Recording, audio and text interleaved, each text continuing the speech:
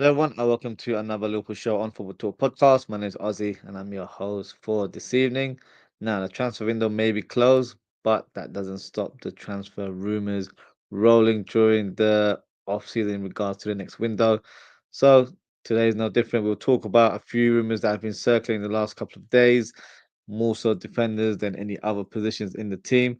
So, let's start with the first rumor, and that is regarding Marc Guehi. So, a name that has been spoken about for weeks and weeks and weeks, and it hasn't changed one bit. Despite the move collapsing on the final day of the transfer window, Liverpool are still understood to be interested in signing Marc Guehi. But the sort of breaking news today is that the transfer will not happen before next summer, according to a report from the Times. The report notes that Slot's side will not attempt to sign the 25-year-old defender and will instead wait for his contract to expire before looking to revive the move. Now, my thoughts on this, slightly surprised in terms of hearing this sort of news. There has been quite a number of teams that are automatically linked with Marc Guehi since the collapse move for Liverpool. So you've got the likes of Man City, Bayern Munich, Barcelona, Real Madrid, apparently interested in signing the English defender now. For me, I think it's all paper talk in terms of these teams showing interest, and also in regards to us not showing any interest to sign him in January. I think Liverpool may be playing poker here as well. I think what will be happening behind the scenes is that Liverpool will continue to liaise with Mark Guehi and his reps to assure him that he's still pretty much the main target for Liverpool. And in terms of what we've heard over the last few weeks, Gay has indicated that it's only Liverpool that he wants to join. So hopefully, with the continued dialogue, any interest from other clubs will be rebuffed by the player. So I think Liverpool are communicating this news to the press.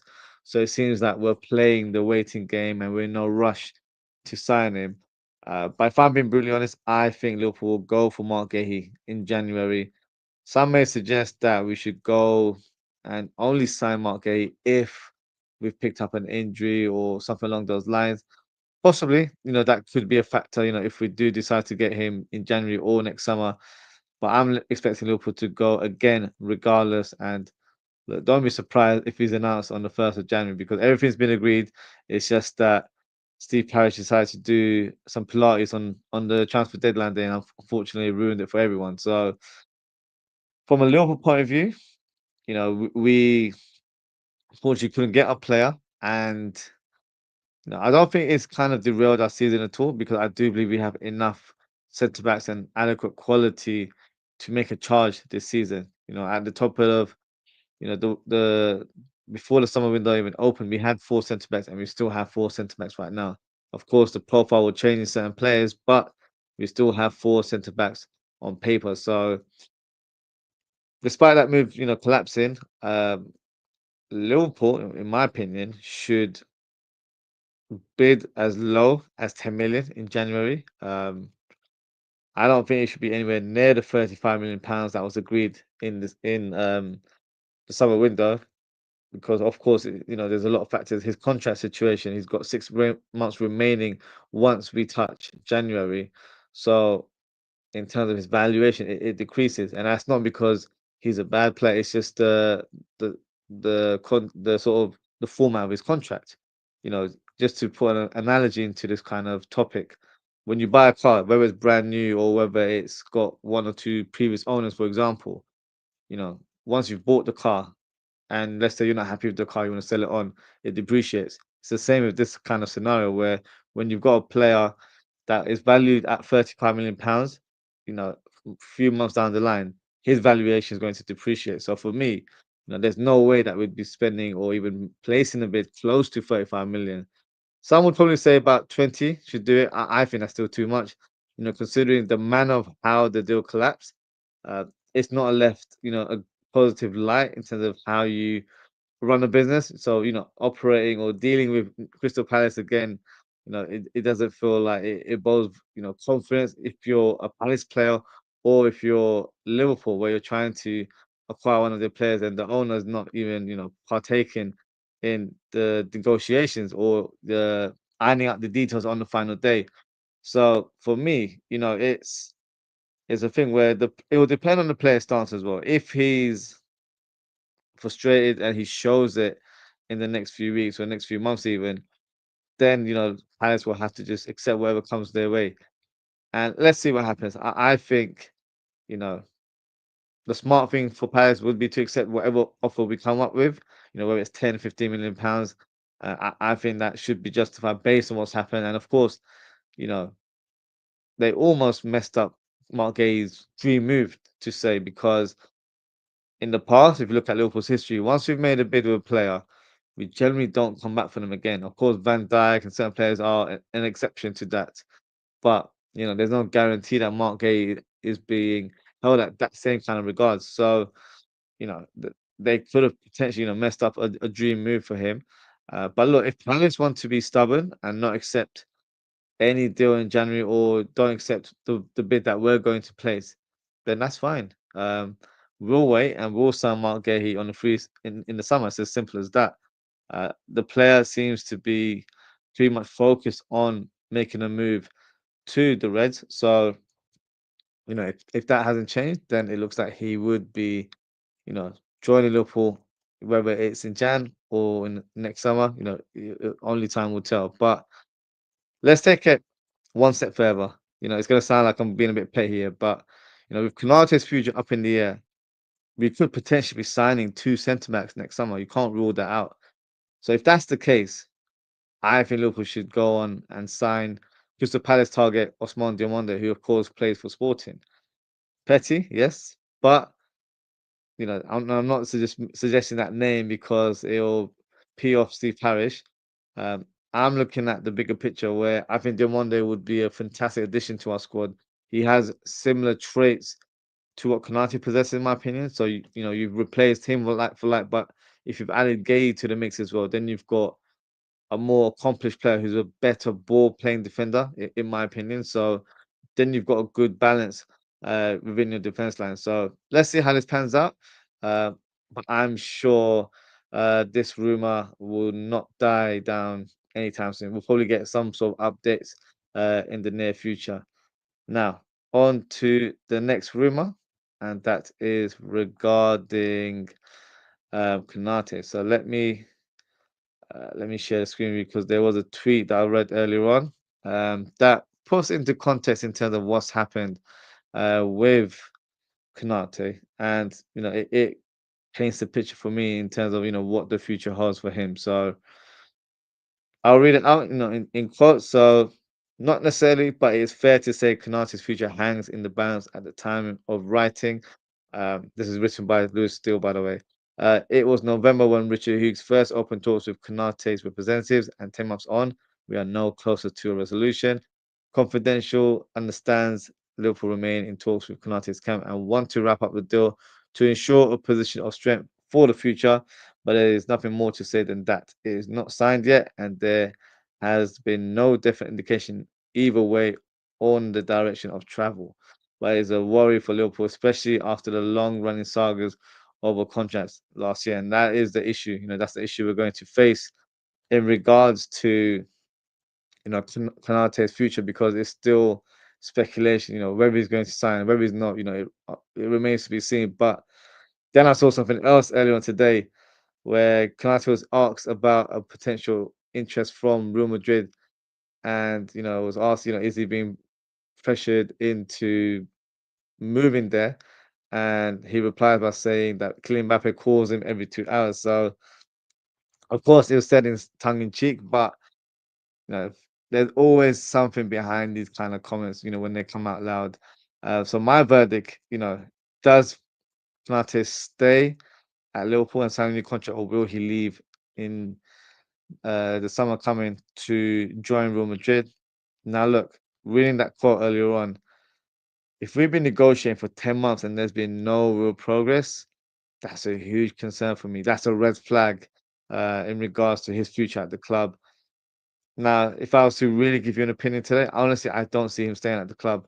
Uh, Nothing is giving me that gut feeling or that indication that he wants to stay. Of course, when you see him in training and you see him on social media, cracking jokes with his teammates, you're thinking, oh, he seems, very happy. Why would he want to leave the club? Players have ambitions, and I'm sure playing for Real Madrid is probably a personal goal for him. So, just because he seems happy when in his current atmosphere, whether it's training or within the match, it doesn't mean he's got aspirations, behind his head, or he's thinking about the future. So honestly, I would love Konate to stay, but my gut instinct is telling me that he's not going to sign a new contract, and I expect him to leave next summer.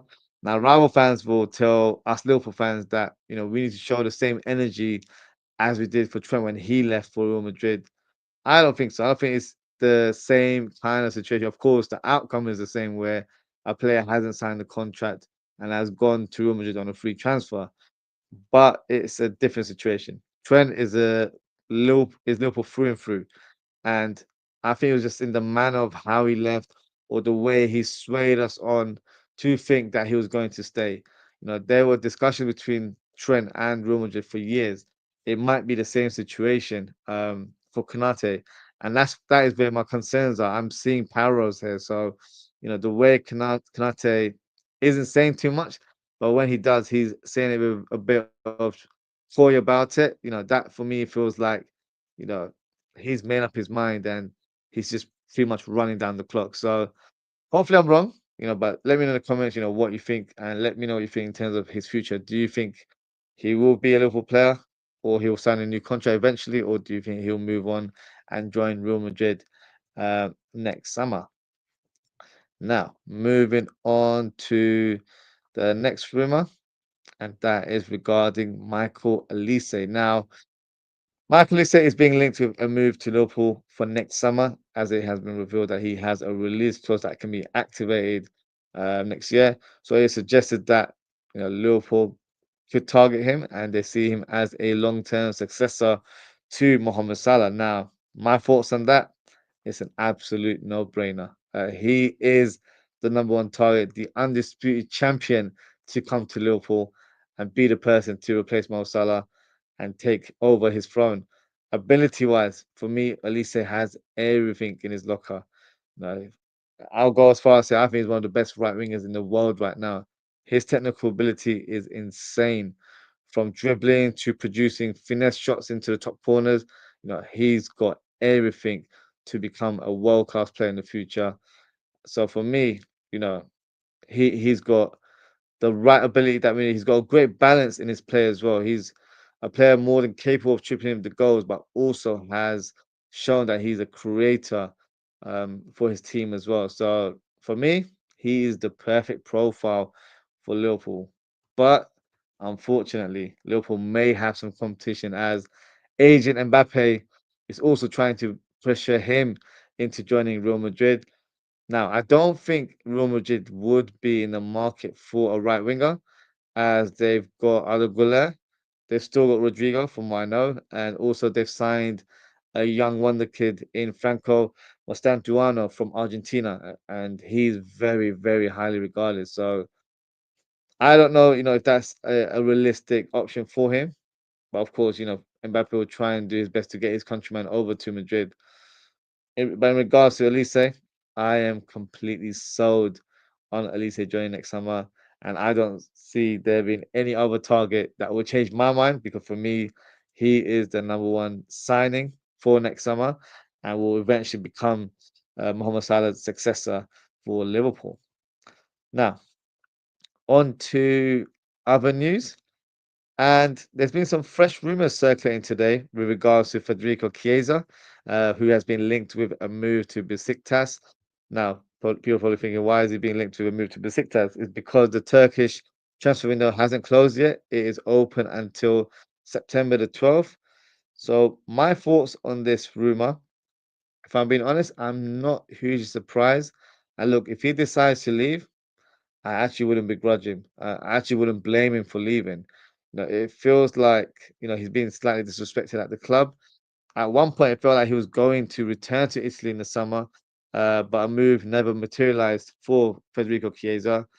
And look, I don't want to come across as insensitive when I say this next sentence, but I think the passing of Diogo Jota's death may have impacted his decision to stay as it would have been a difficult time for everyone at the club, and maybe Chiesa felt like it wasn't the right time to move from Liverpool, as there may have been a few things running in his mind in terms of maybe he felt like it's unfinished business at the club, where he didn't really put his stamp on the team last season. So maybe he thought, if I stay on, maybe I can do that. And maybe he's doing it also to honor Dil Jota, who I'm sure he's, formed a great friendship with in the last 12 months. Um, so looking at the squad as well, there has been a lot of departures. And this summer, after the window closed, it felt like, there is a pathway for him to have an impact in the team. So I thought, maybe Armstrong had changed his mind and pretty much regarded him as an active member of the squad. And look, if you look at his recent performances in preseason and in recent weeks as well, his role has changed in the last few weeks. He before, when he joined Liverpool, he was more of a backup for Mohamed Salah on the right wing. Now he's pretty much taken up Jota's role in the team, where he's coming off the bench. He's become more of an impact player, either leading the line up top, or trying to sniff a goal, a last minute winner or something along those lines, or it'll be a different position where he's actually playing from the left hand side. So with the recent news that he's not been selected for the Champions League squad, for me, that was a huge surprise. I didn't see that coming. And for the player, it must be deflating to hear that news. Now, he wasn't even part of the squad for the Asia tour that we did in the summer. So I feel like he's getting disrespected. That's what it comes from the outside. It feels like, they don't value him as a player. So if that's the case, why did they keep him on? Why did they not give him the move to Serie A? Whether it's on a loan or on a permanent deal, he should have been, given the freedom to play elsewhere. There's no point of keeping a player in a squad who the coach is not completely, pleased with, or not completely on board with. It doesn't make sense to keep a player like that in the squad. Um, so for me, if Chiesa feels like he's surplus to requirements, then he should probably, you know, look out for himself and force that move to Besiktas. The window closes next Friday for a move to the Turkish league. So, you know, remains to be seen what happens. Do I see him leaving? I honestly, I don't. I think it's not the right move for him, and I think maybe Besiktas, won't be willing to place a bid. The rumor right now is that they want to get him on loan. I think Liverpool will want a permanent deal more than anything else. So let's keep an eye on this rumor for the next few days and see what happens. We've got until Friday to know if he is going to make that move or not. But for now, I think he will remain as a Liverpool player for the foreseeable future. Now, one player that was linked to us continuously over the summer, and that was Malick Fofana. He was asked about why he didn't join Liverpool in the summer, and his response was that it's more important now that I play a lot. So, my thoughts on that quote, I think it makes perfect sense for the player. He was brought there a couple of years ago, pretty much to replace Barcola in the Lyon team, and he hasn't quite delivered. He hasn't quite lived up to the bill. So he's got a lot of time to kind of cement his name in that team. He's a regular player to an extent, but he's not set the world alight in that team or the league in general. So I feel like for a player of his age, I think he's 20, 21 years of age, it's probably the right approach for him to gain as much first team experience as possible. And if a move away from League A is on the horizon to join a Premier League side, that will happen in the near future. But am I disappointed that he didn't join us this summer? Not entirely, if I'm being honest with you. Maybe it's due to the emergence of Rio. I feel like, we've got a player that has similar capabilities, but at the same time, there's no huge pressure on Rio to deliver, because we've got a squad that is definitely of high quality. We've got players like Isak and Ekitike who can play on that left hand side. You've got Gakpo, who on paper is probably one of the first names on that left hand side. And then you've got other players that can play the left hand side role. You've got the likes of Chiesa that can play there. So Bosley can play there. I've seen him play there for Red Bull Leipzig, so that's an option there as well.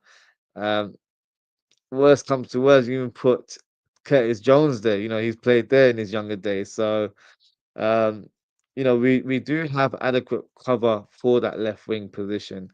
So I feel like it wasn't a prime sort of priority position for us to strengthen, unless something came out of the blue and we thought we have to go for this move. But I'm not hugely surprised that um, Fofana decided to stay. He was linked with a move to Everton, I think it was, but in the end they've signed Jack Grealish on loan, which probably is the best move for them, because they've got an accomplished player in their team. But let's see what happens with Fofana. I'm intrigued to see how he does for Lyon this season, because you never know, he could be a target for us in the near future. So yeah, let's see how he does. But in terms of his comment there, I don't think he said anything wrong. I think he said exactly what should be said. It's important for him to play games. And look, we'll see what the future holds. If he's destined to make a move to Liverpool or any other Premier League side, remains to be seen. Just got a comment here from Oz and Kamat. He says Aussie streaming during international break, a rare sighting. Yeah, yeah. I thought, you know what, there's a few things rumbling today, so I thought it's only right that I do a show with the Marc Guehi speculation. Where reports are suggesting that we're not going to place a bid for him in January. I don't think that is the case. I think we will try and sign him in the window. So yeah, so obviously I'll try and do as much content I can during this international break. But yeah, one of many, hopefully, in the coming days. Now, on to the next one, and that is Jarell Quansah. Now, we've got some new details on his current situation, where apparently an agreement is in place for Liverpool to resign the defender with a £51 million buyback clause that can be activated in 2027. So my thoughts on hearing this sort of news, I think it's a smart move from Liverpool. We clearly rate the player, and we've always held him with high regard. We always labeled him as a player for the future. But with the offer that came from Bayer Leverkusen, I feel like it fit the bill for everyone.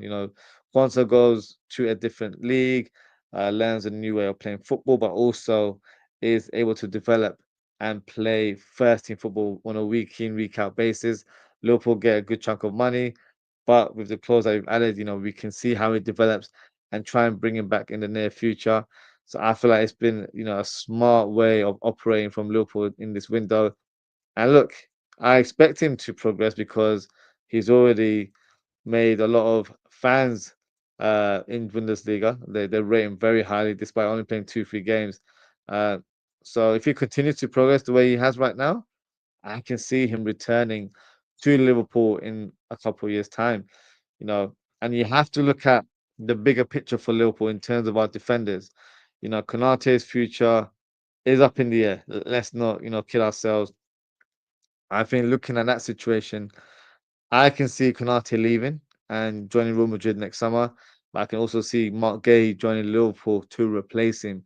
Whether that's in January or in the summer, it remains to be seen. But I think on paper he will replace Konate in the team.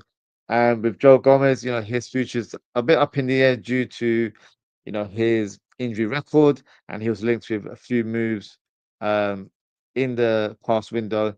So maybe he would be sold in the near future. So that adds a vacant space in the squad.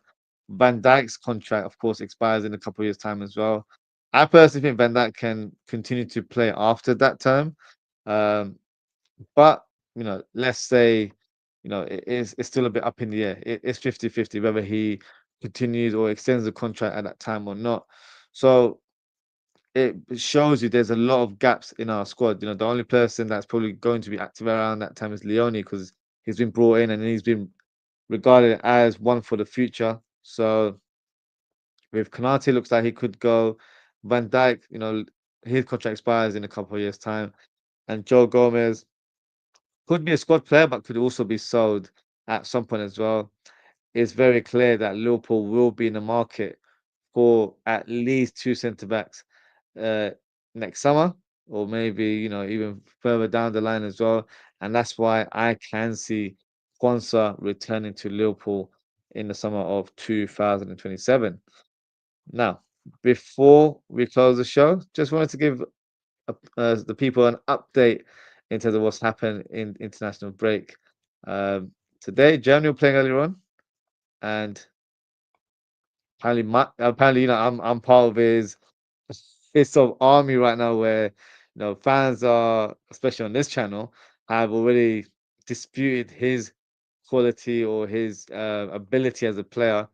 But look, look at celebration. He's like not impressed with what he's hearing. So that's a celebration that I plan on doing during my watch-alongs.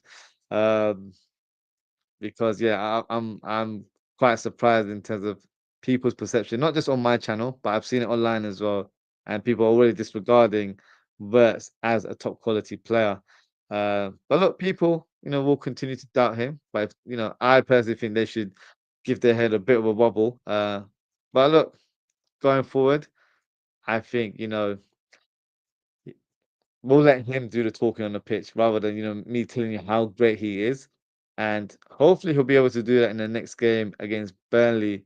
Because if you haven't seen the goal, you're all on social media. I'm assuming, or you can go over to YouTube and check the goal. I can't show you the footage. I would love to show, but I might get blocked by YouTube. So it was a free kick, and it was a peach of a goal. The way he executed that shot, very similar to how Szoboszlai scored against Arsenal, but with less sort of pace, and it was a bit more of a shorter distance. But the technique was that knuckleball technique, and it was a beautiful effort from the German midfielder. So for me, it's also great to know from a Liverpool point of view that we have another option when it comes to free kicks. So in my eyes, I would probably have Florian Wirtz take the short free kicks and have Szoboszlai continue to hit those rockets from long free kicks. So it's a good, you know, headache to have, because I feel like we've not really had accomplished set piece takers over the years. Of course, Trent would take most of it, but he wasn't a regular scorer from that sort of situation. So for me, it's good to have we have a lot of technical players in our team, and I feel like it bodes well for the future. So yeah, hopefully, with this performance that he's produced today, or this goal that he scored for Germany, it gives him the confidence to use that form, go into the next fixture, which will be Burnley later on this week. So yeah, if you haven't seen it go, make sure to check it out on YouTube. And that is it for today, guys. Thank you so much for tuning in. If you haven't already, please don't forget to like, comment, share, and subscribe to the channel. Shout out to Oz and Kawak for your comment. Appreciate your engagement as always. In terms of upcoming shows, I haven't got anything scheduled or not precisely or anything like that. It would be a bit more of a spontaneous week for me when it comes to doing content. So, as I always say with you guys, best thing to do is hit that notification bell so you know exactly what time I'll be doing a live stream. And yeah, hopefully we'll get some sort of developments, and then we'll get some team news regarding the squad. Hopefully, fingers crossed, no one is injured or fatigued from international duty, and we have a fully fit squad for this weekend against Burnley in the Premier League. So that is it for today, guys. Thank you so much for tuning in. Take care, stay safe, and I hope to speak with you all very, very soon. Goodbye.